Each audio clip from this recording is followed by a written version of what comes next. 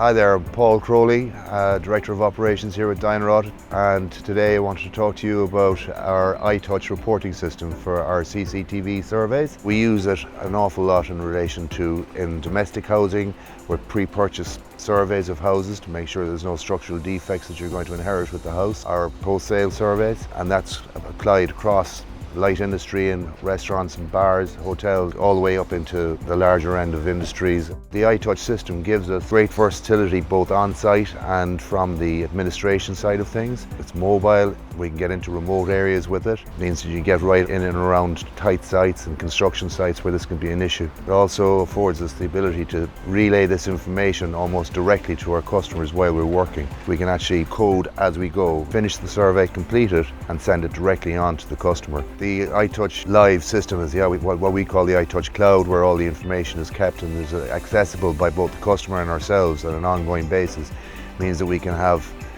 face-to-face conversations with the same information live in front of us so that we can give our customers the best possible service at the end of the day and improve it as we go forward.